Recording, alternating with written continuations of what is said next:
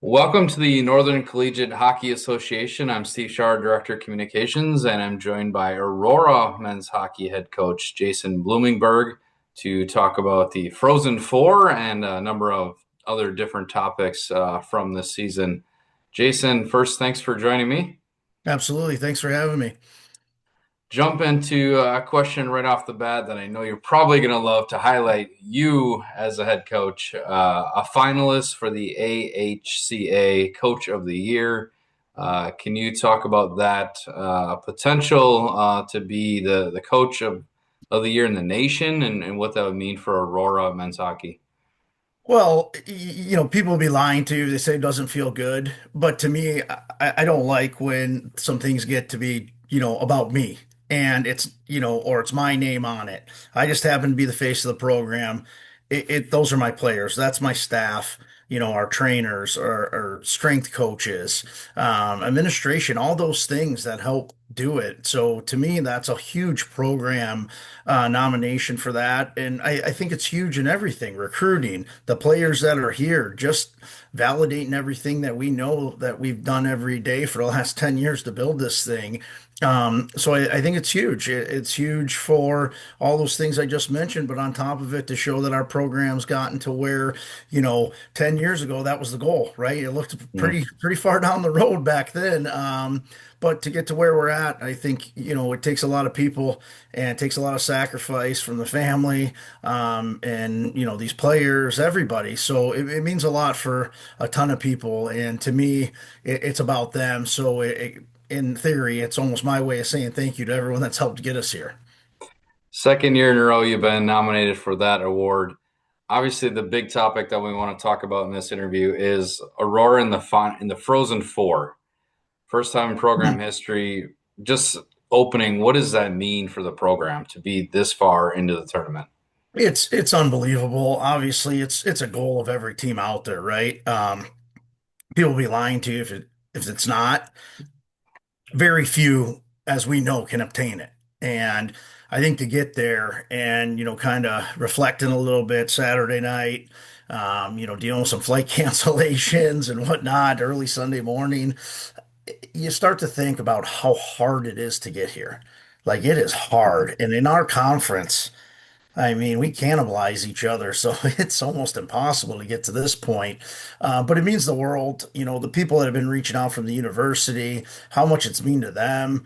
Head of our sports management department, who, was a coach here, was an AD here, helped start the hockey program before I even got here. Like, just to see how happy he is, people like that, it means the world. And I don't think, you know, you really look at the whole 360 picture at times. You kind of think, well, we're not getting the publicity, or we're not doing this, or whatever. And then you kind of get to this moment and you see everyone come out, how happy people are, students, the amount of people that came to the game that, you're like, wow, they traveled that far. So I think it means the world. And, talking to my athletic director, Jim Hammond, today, I mean, we haven't had a program in our athletics, our baseball team, since 2004 to get to this point. So, you're talking 22 years. It's remarkable. And for us to do it in 10, well, I think we had a chip on our shoulder because we felt we should have hosted last year, and we let a game slip that we had in control against Geneseo. And, we would have hosted that Frozen Four. And, I think that would have changed a lot of things. But at the end, you got to learn how to lose a little bit to win. And ultimately, I seen how happy the guys are, and my family. Like I said, people from everywhere. It's just it's surreal. It's awesome. It's one of those things you want to bottle up because you're never going to forget it. But yeah, I just living in the moment. I told our guys, embrace everything. This is what you work for. I think too many people get to this point and they want to hide talking about it, or they don't want to jinx it. I don't believe in that. Like, what if, just do it. Like, you're here, just play, just have fun, be ourselves, don't change what we do. But back to, long-winded question or answer, I should say. I think it's fantastic. I want to pull out something there and tie it to another question that I have is you mentioned slowing it down, the 360 view of just realizing what the moment is. How are you communicating that to your team to be, obviously prepared physically, but the mental side of it, of the anticipation, the hype, the pressure is building, right? It's obviously there. What do you do differently from a communication standpoint to talk about the moment with your team? Yeah. For us, the pressure is a privilege. We've been rigging things in practice for years now. To me, the mental toughness is the biggest part of this. As a former player, I think that was a huge part of my game. And coaching now 17 years, I think that's a big part of what I want to get across. And being able to have, the senior group I have, the leaders we have, our captain, Giuliano Santalucia, is world class. I mean, for all my years of playing and coaching, he might be one of the best leaders I've been around, if not the best. And I think the message is just something that's been happening for years now and not changing what we do, just sticking to it and just emphasizing the key points that we talk about every day. Our mentality, we want things hard. We want to embrace the things that other people are going to complain about, and I'll tell you as a coach, I rig a lot of those things to make sure that we're living it every day in practice. And, I think we've really changed our mindset over the years, whether it's a blown call or, we feel the refs or whatever it is, not to let it bother us and to use it. And I think that mentality from whether it's our third string goalie or the forward or D that's not in the lineup, all the way to me, that's the mentality that we have. And it's just executing and talking a little bit more on those details of it and embracing the suck. I like that. I think what you just said is going to go to my next question. You begin the season with 7 wins in a row. You also had a 9 game winning streak in the middle of the year. Then you go 3-2-1 down the stretch before the Harris Cup playoffs. You were top of the conference. You slipped down. Obviously, a little bit of disappointment there. But can you talk back to that? It has to go back to that mental toughness that you're talking about for your team to realize that we can turn this around. Just go back to Aurora standards, and then what you've done the last couple of weeks. Yeah, I feel one, I think our guys, and I don't mean this in any, this is about us, right? I don't mean this to discredit anybody we were playing or anything. I think our guys not got bored, but I think they were like so looking forward to playoffs that they're like, okay, we're here. We know we got shot. We see where we're ranked. You see everything. And, society today, you get a little success and a lot of people get away from it instead of just working harder to get to the next step. And that's something I preach to them every day in different ways. And whether I give a guy a nudge, not cutting a corner, or, he throws a water bottle and misses the trash. There's a process we do, and it's how you live, it's how you play. And maybe I'm a little direct and anal about it, but to me, that's the right way of doing things. There's no gray area. You do it or you don't. So I think through all that, we just had to get our identity back. I don't think we were playing so bad. We just got away from playing the way we play and our identity. And the biggest thing was, you know, it's those dog days of February, and they can wear you down a bit. And you're playing teams that were fighting for their lives. You're Yeah. playing teams that you have a huge target on your back. And I think when you go through all that, it's just reminders of how, not complaining, not, beating guys down, not wearing them down, but making the rink fun. Coming here in the middle of February where, well, we're going to be a home ice seed, but we could have been the home ice seed all the way through, right? So, I think everything happens for a reason. I think being battle tested on the road was huge. Obviously, playing the game at Norbert in the championship and getting back there was big. Didn't have the result we wanted. They played a fantastic game. But through all of that, I think we learned of like, if we don't play our game, we beat ourselves. No one's beating us, it's us. So the mentality and making things fun and having guys kind of wake up to get a second season going, I think that was like a breath of fresh air, but also flipping the switch back to our mentality's in there. We just got to get a little deeper and pull it out again. So to me, that was kind of the reminders. And one thing I tell my guys too, and I've never punished bag skated a team in my life. I don't believe in it. I think there's other ways, and you never use the rink as a punishment. It's got to be a sanctuary, somewhere to go to have fun, and that's what I appreciate so much of my out of my guys is how much they love being around the rink, the friendships around each other, and the camaraderie is unbelievable. But to me, it's those reminders that you have to get that back out of them sometimes. And you just have a reset. So to me, it wasn't, you know, I didn't send a practice plan one day. They were all freaking out. What's going to happen? And to me, it was like all I know how to do, and it's exactly how we built this team. If something doesn't go right, we just work harder. We just come to work harder, focus on the details, and do what we've been doing here. And I think that's where you saw kind of the mindset get back to what we did for, I don't know, 85% of the year. And, we took it over in playoffs, got to the finals, and ultimately have been doing what we've been doing most of the year in the NCAA tournament here. Harris Cup playoff championship game, you come to St. Norbert and not the result you wanted. Then you sit and wait on an at-large bid. You get in. Then you host St. John's in the opening round. I want to ask specifically about that game. 3 goals in 46 seconds. A, have you ever been a part of something like that? And what was that like? Um, A, not quite sure timing. Probably quick, but not that quick. We've turned some things pretty quick here over the years of scoring some quick goals. Our offense is obviously very potent.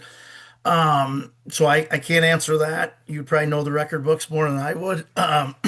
But I don't know to that extent. And even in the moment, I didn't realize it was 46 seconds.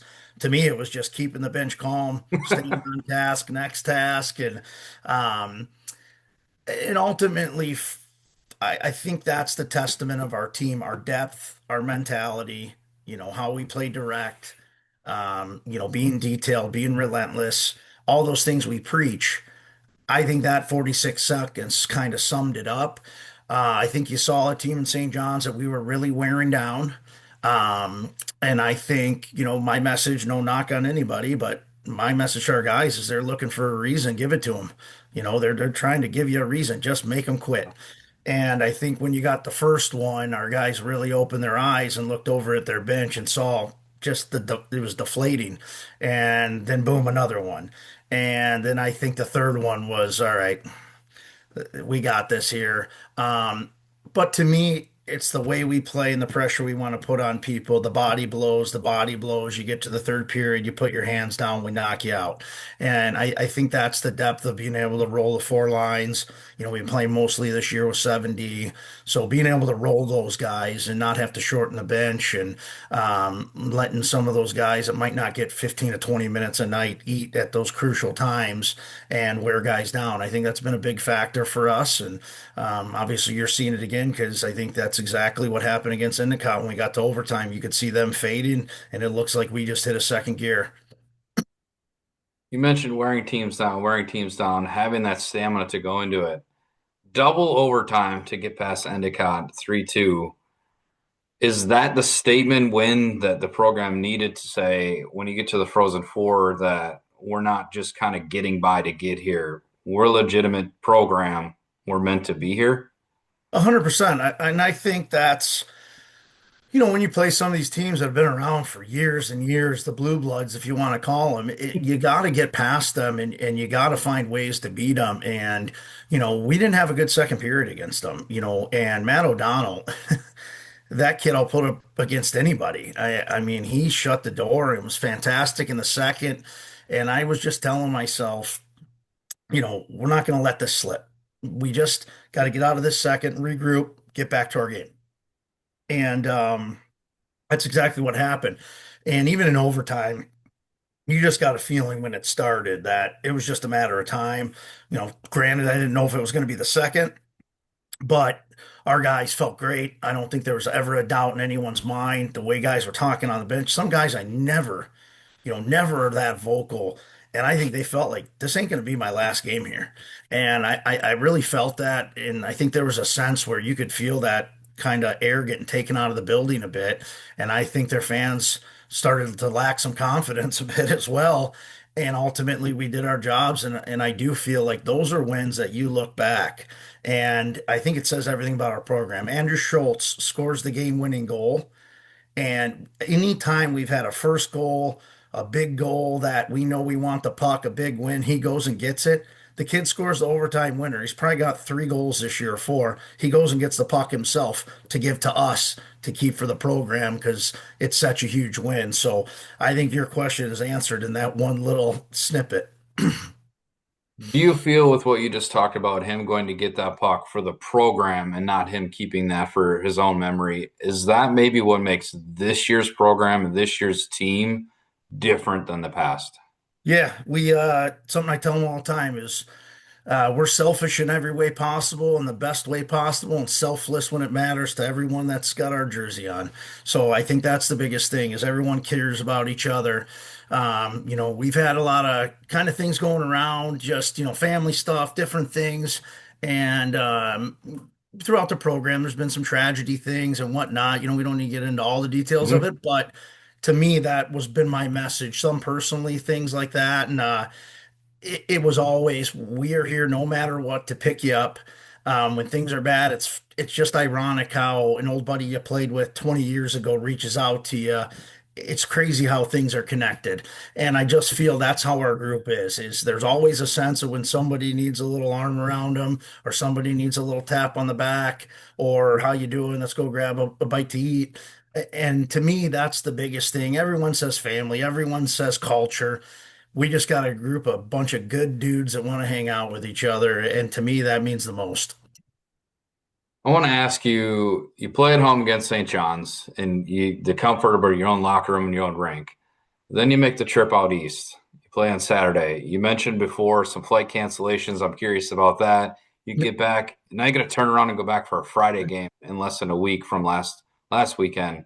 How difficult is that to have that much travel that far in a short amount of time, or is it even? Boy, you're shaking your head there. Yeah, I don't think it's, I mean, we get upgraded to big seats for some of us from first class, all those things happen. To me, you get more time to spend with your buddies. Like it's great. It's awesome. I think if you're going to complain about it, you're going to wear yourself down. You embrace it, enjoy the time. You're going to bring yourself up. And that's been the things that we've been rigging with this program for a couple of years now. I don't think the travel really hurts you. I used to think that all the time, even as a player, and people with bus legs. You're sitting on a bus, laying down, resting, watching movies with your buddies. How can you get tired from that? So I think it's just more mentally, and I think that's the mental toughness that our group has. I think they embrace that stuff. And ultimately, you know, we're comfortable wherever you want to play us. I mean, we'll play in the parking lot. And I think that's has to be that mentality if you want to make it to this point. And I believe if you look over the years of all these good teams from our conference that have been there in some way, shape, or form, they've had that mentality. So we could have sat there Saturday night when we get an email from Shorts or Delta and all that saying our flight was canceled at 1:30 in the morning. If we didn't go to double overtime, we might have been sleeping and not saw that. So we get flights changed. They wanted guys connecting through Detroit, connecting through New York, connecting to Atlanta. Me and my grad assistant were the only ones direct, and I'm like, not going to happen. We came here together. We did the same thing there. We weren't going to be on different flights. That was you know, non-negotiable with me. And we're going to leave together. And that's everything we're going to do is going to be together. And it kind of worked out. We got on the phone, kind of took it over, had to switch some airlines, and actually got out of there a little earlier than we were supposed to. So ultimately, it was just a little bit more work on the staff, but back to that's where we can pull our weight and let the guys focus on being student athletes and getting some rest and us setting up some food for them and getting a little more per diem at the airport for them and doing all that. So it was great. And I think this trip was set up pretty good. Got home Sunday, got a good day of rest, took Monday off. I dealt with all the NCAA stuff with our staff and administration and got ready. And I think we got a pretty good travel trip tomorrow, leaving at 6 o'clock and getting in there in a pretty good time, grabbing dinner and going to practice Thursday morning. Jason, can you share you as a coach, your mentality of leading the program? Obviously, there's an Aurora standard, right? We talked to Matt O'Donnell a couple times this year, player of the month a couple times, and what the program is like.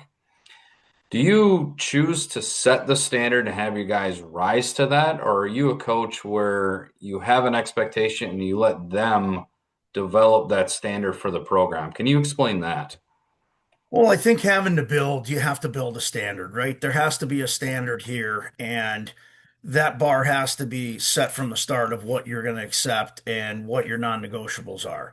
But as you build, and I think where some people may get it wrong, and I go to a lot of hockey things now and talk about how we built here, or people ask you, the biggest thing is we never got away from what our identity was or what our initial plan was to build.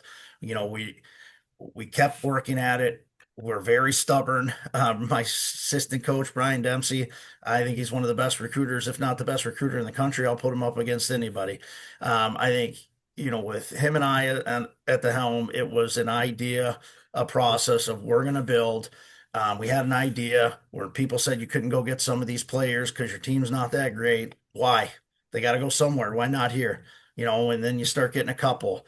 Then you get a few more. Now the mentality starts to wear to the players, and it's something that has to be preached every day. When things don't go wrong, you don't go away from, or things go wrong, you don't go away from it.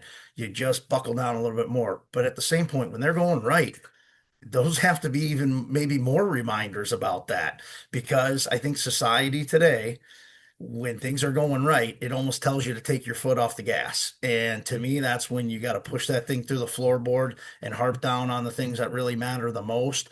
So to answer that, I think it's a little bit of both. I think we had to set it. We have to keep reminders, but when it's built there, then the players take it over. There's things with my group that I don't have to police. I don't have to, you know, if a guy is late for something, and that doesn't happen often, but they're college students. It's going to happen at Mm. time to time. Our guys take care of that. I don't even know about that. Like, that's policed together. That's policed in our locker room. And that is where I think it's a combined effort of staff and the student athletes of doing everything together, but having a little barrier there. And I think that's the biggest thing. My assistant would always say it's a democratic monarchy. Everyone's got a say, but Blooming's got to make the final answer, final call. So I'd like my guys to be involved, whether we eat, how we travel. We've never made a decision here without the players' input, from our flights here that leaving tomorrow, to the meals we get on the road. Everything has our team's input. And like I said, we're doing this all together. I'll eat anything. I don't care. Try to eat a little healthier as you get older, obviously, Yeah. especially not playing anymore. But the biggest thing is I want these guys to be comfortable. And we saw this a few years ago when COVID was going on. We made one trip that year to Adrian. And obviously that was someone we were chasing, and Mm. that was someone that was the Mecca. And, obviously Adam Krug and I are very close. We're college roommates for a few years. So that was someone, when I took the job, I was like, we want to get to that point, and it's going to take a lot of work. But I remember we're on the bus, and, I'm going back to go to the bathroom. I see our guys falling all over the bus trying to put their suits on. And I'm like, why have we done this for ever?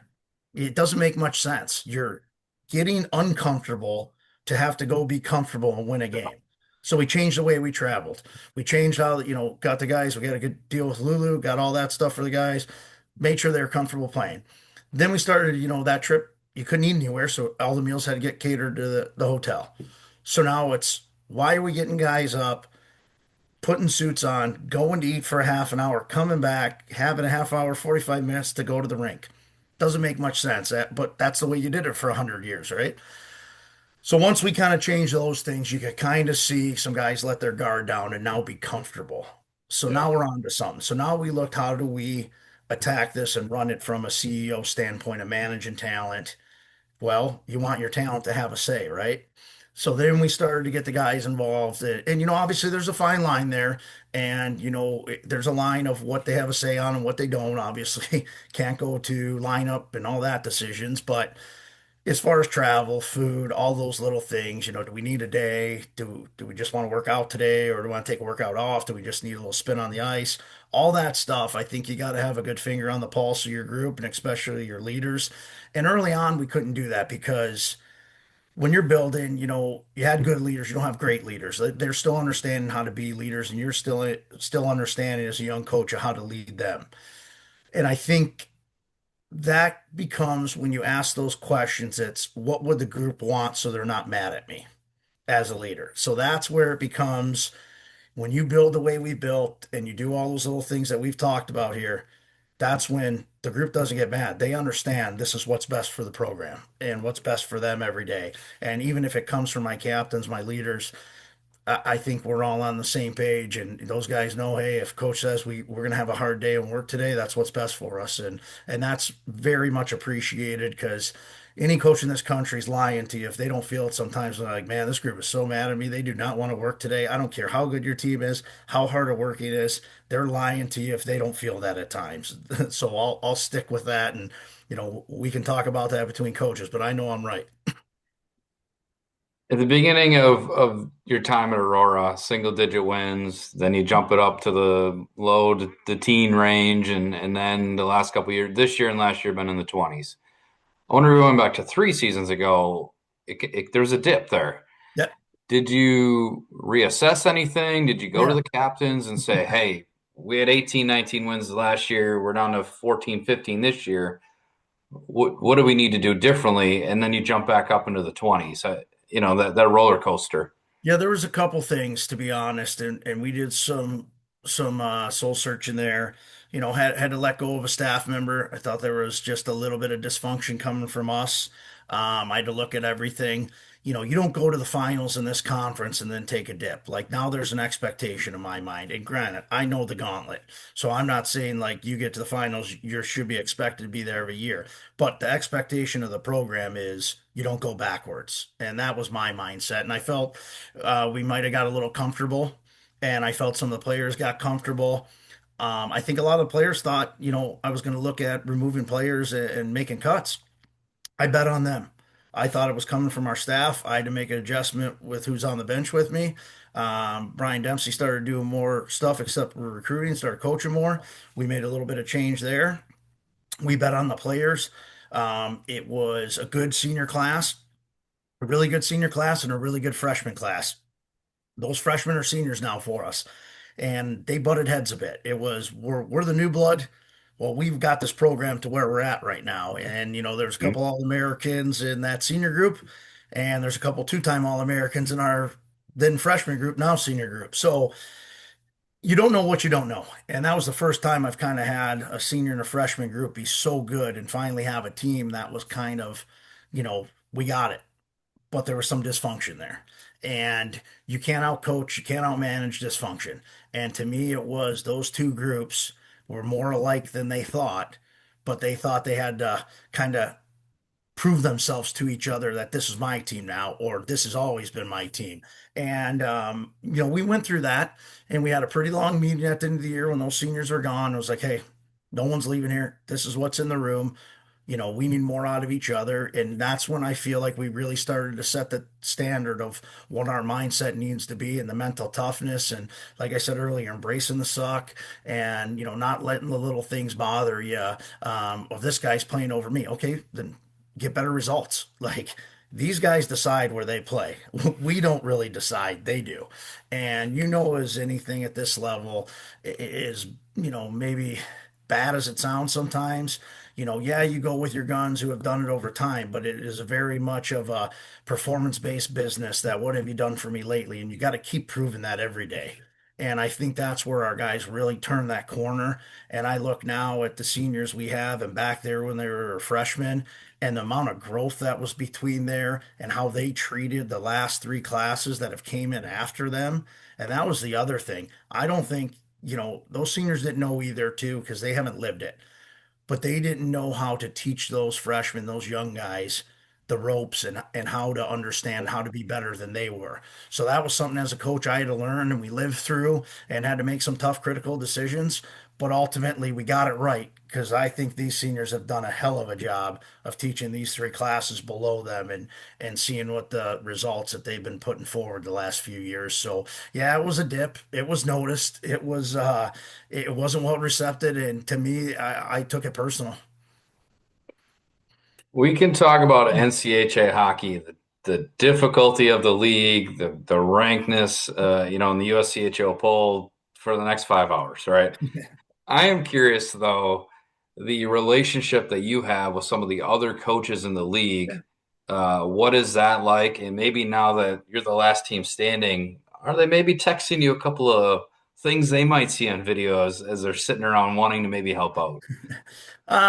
We've gotten a couple things, and I think that's the professionalism too, right? Like our conference has been so good.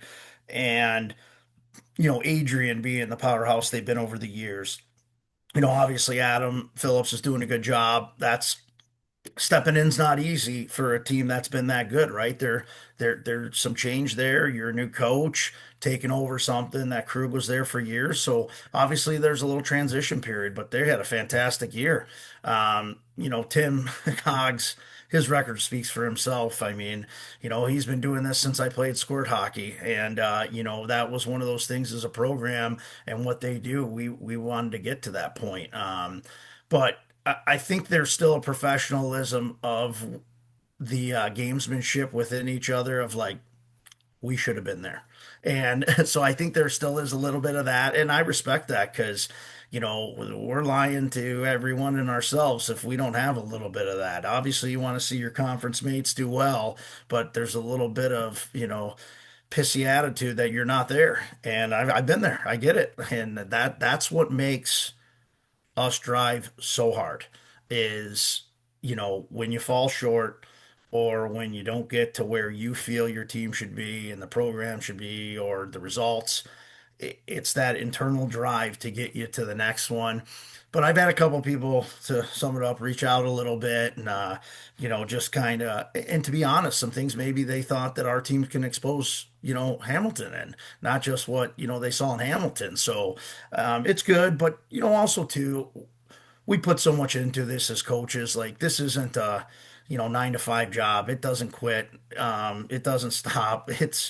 You're 8 months nonstop when it's during the season. Obviously, recruiting is different. It doesn't slow down really. It's just changes where you're not at the rink for however many hours a day, right? So I think when you have that competitiveness too, there's almost a sense of like, well, I don't want to go step on someone's toes and tell them what they need to do for their job, right? So I think there is a mutual respect, and unless someone reaches out or, you have a good relationship, I think that's where, those conversations come. But I think the guys that compete constantly, and the top four have been the top four, and obviously there's some teams that have been kind of creeping in, but I think we want to beat each other more than anybody. So I don't know how many ideas we want to give each other as well. So, Whatever you get now, you're going to remember next year, right? oh yeah, yeah. You remember he said that? I might have did learn a pretty good trick for the travel with shorts and NCAA that I heard from one of our elder statesmen to get a chartered flight. So I might have to see if that works. We'll let that be. But I want to talk about this year's roster. Matt O'Donnell, an anchor and goal for you. Um, he's been a stud, right? Stud.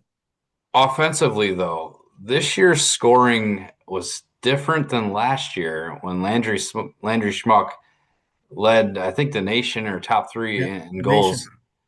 He still had a great season, but this year's lineup was a little bit different. Can you talk about the balance of how this has kind of played out this season? Well, it was on purpose. We looked at where we were. We knew, to score 31 goals at this level and replicate it, it's very hard. And like you said, I think Landry's overall play has gotten better. But with that, you take a little dip in results. Well, everyone knows who he is now, and everyone's on top of him. Now you got to start to score a different way, which he has really found here second half of the season. Um, Other guys really stepped up and games started going. The Chase Schmidt, Lucas Sedlacek, Jackson Kirkline's been phenomenal. That line's been a line for 3 years for us.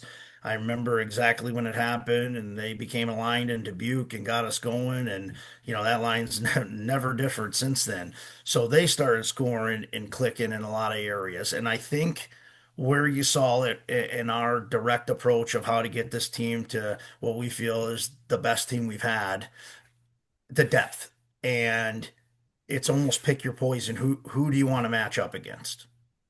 And I think we'll put our four against anyone's four, and very few have a four that deep.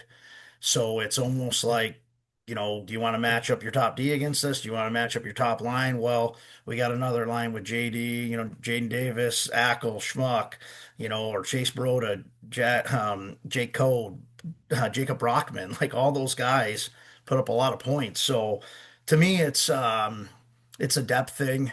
It's something that we wanted to make sure we had high end depth. And you look at right now, our fourth line has two Division I transfers that are fantastic players on it. So I think that's one of those things to where, they're fourth line on the line chart, but they're not a fourth line. Um, and then you look at the back end, they all can skate, they all can play, they all contribute. I know my assistant was getting a little frustrated. One of the interviews we had post game, they're not knocking Andrew Schultz, but only having a couple goals. Well, he's almost plus 70 in 2 years. Like he plays with one of the best D in the country, Santa Lucia, like which allows him to do what he does really well. And Andrew chips in when he has to chip in, but he knows he's a great defensive defenseman. And you know, so I think when you look top to bottom of the lineup, it was built with intent. It was built being direct and knowing that, hey, we need to have four lines and 7, 8D that can go at all times and have a high motor and thrive off of the way we play. A lot of people recruit looking at the stats. We want to recruit not only like you got to pass the eye test, but ultimately you got to fit to play the way we want to play and into our system. And I think that's the biggest thing is not getting a guy or looking at a guy that you're going to have to change, but it's how do we elevate his game. And I think that was kind of the peak game this year where Matt O'Donnell got to see Jacob Musatelli. Matt O'Donnell came into battle for a number two spot. We took him late in the summer, and he's had a chip on his shoulder since, and I think everyone's paying for it now. Jason, the last thing I want to ask you about, every time I do a NCHA Player of the Month interview, I'm always curious the athlete's journey to their point in their career.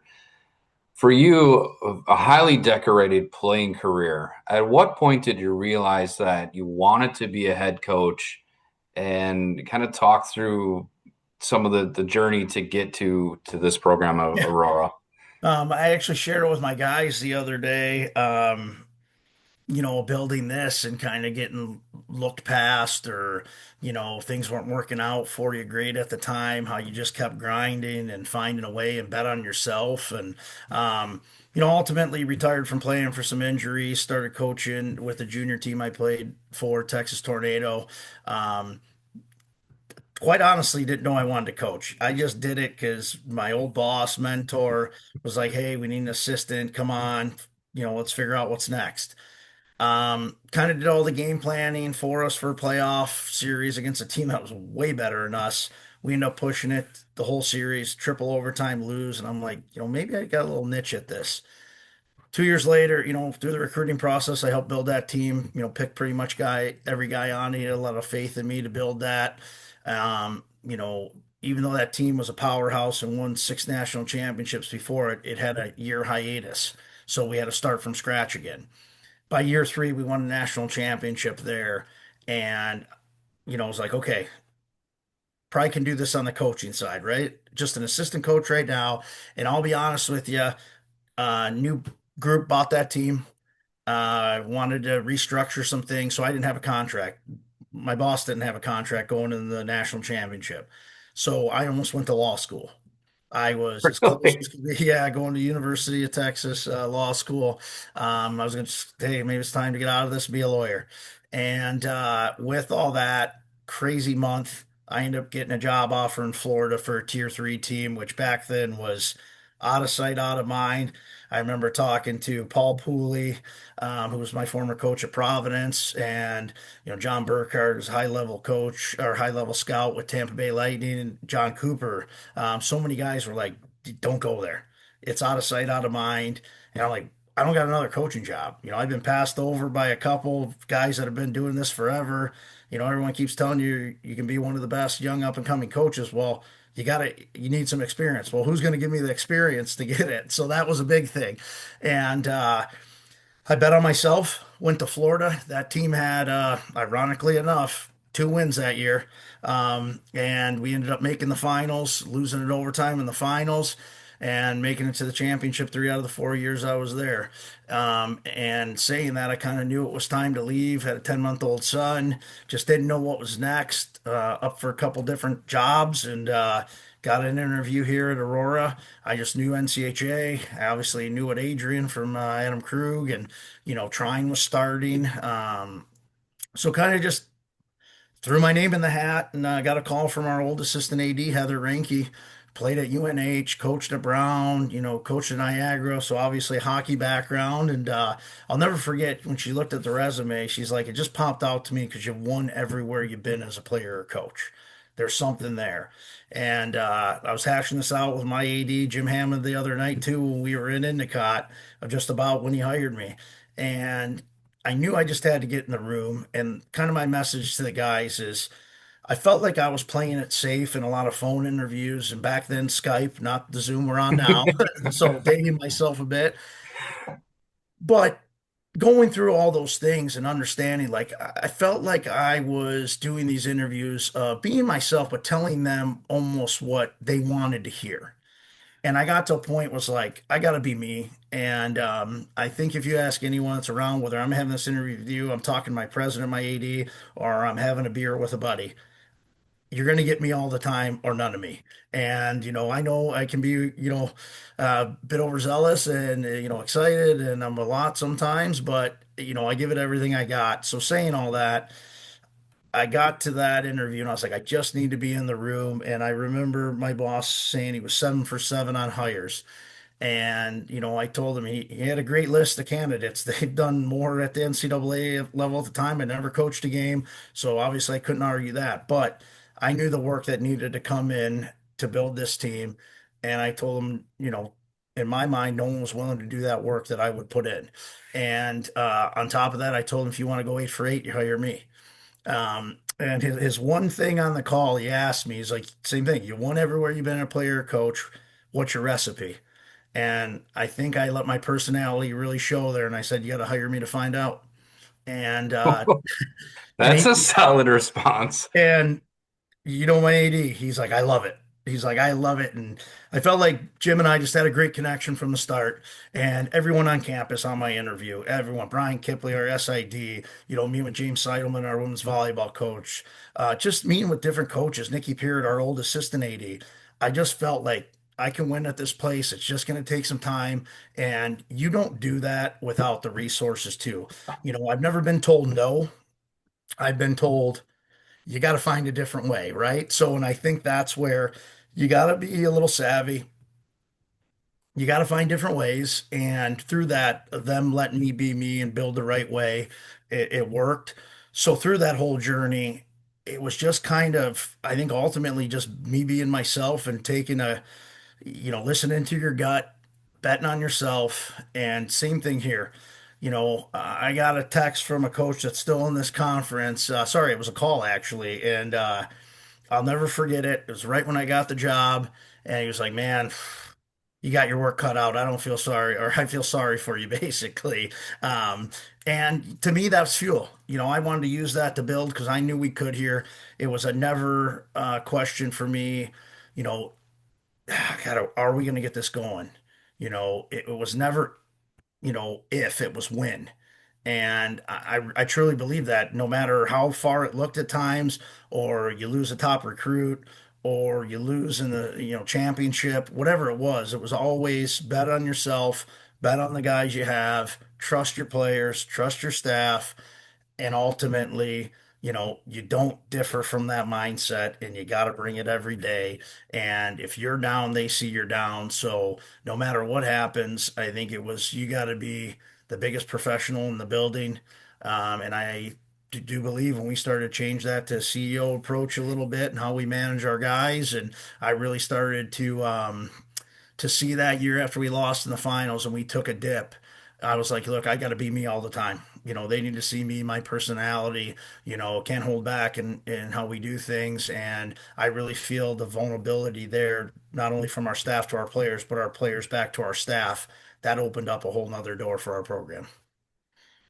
Well, Jason, I appreciate the time. You can obviously we can feel and see the passion that you have for Aurora hockey and the standard that has been set, and obviously this weekend in the Frozen Four representing the NCHA. So, best of luck, and hopefully next weekend maybe we do this again, talking about an NCAA title. So Oh, I would love that more than anything. That'd be awesome. I appreciate it, Steve. Great chatting with you, and just glad to represent the NCHA and obviously get this program to where it's at now. It's just exciting times here at Aurora.